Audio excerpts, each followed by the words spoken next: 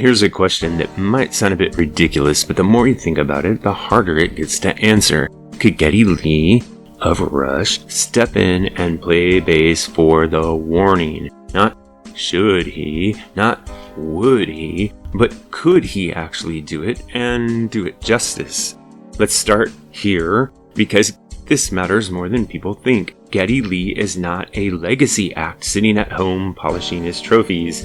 There's a real momentum behind his return with Rush, and there is something critical going on with the work he's doing with Alex Lifeson and Annika Niles right now to get ready for the Rush reunion tour.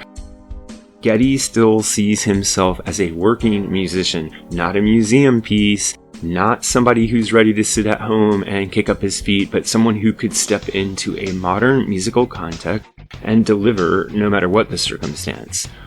Now, here's where things get really interesting. The Warning often gets compared to Rush, not because they sound identical to them, but because they share something deeper, a tight, kind of telepathic musicianship, a rhythm section-driven approach to songs, and a refusal to simply be a pop band. They want to be progressive, if that word still means anything. They're not a vibe band, they're not a jam band, they're a musician's band. Which raises the stakes of the question we're asking here quite dramatically, because stepping into The Warning doesn't mean just playing the bass. It means holding the very center of the band together, holding a very precise machine on course. And that brings us to the biggest obstacle of all, Alejandra Villarreal. She isn't just, quote, good for her age. She's not just, quote, solid. She is one of the most admired bass players in rock music right now, and she deserves all of the attention and accolade that she is receiving. Why? Because she does three things incredibly well. She locks in with surgical precision, she supports without overplaying, and she feels modern, not nostalgic. And that last point is crucial. Alejandra sounds like now, not like a tribute to the past. So the real question becomes, could Geddy Lee step in and do that? Well, technically, of course, Geddy Lee could learn every note, every rhythm, every nuance, but that's not the real test. The real test is this: could he stop being Geddy Lee? Because Geddy's identity is busy melodic bass lines, high-end presence in the mix, and a tendency to lead, not just support. Well, The Warning doesn't really need that. It's someone who understands restraint, who understands space, who understands modern heaviness. And here's an uncomfortable truth. If Geddy played like Geddy, he might actually disrupt The Warning's balance.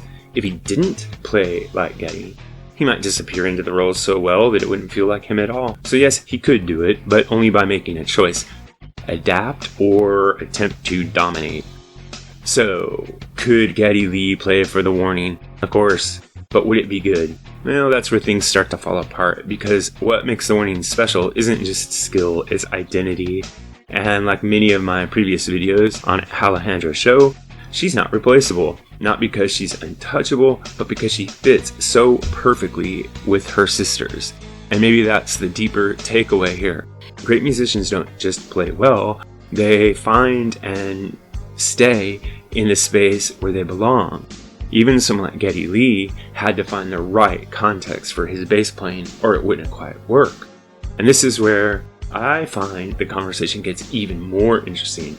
And I've got a deeper video on this. Is Alejandra Villarreal already doing things better for modern rock than Geddy Lee ever did? If you want to know the answer to that question, check it out in the members section.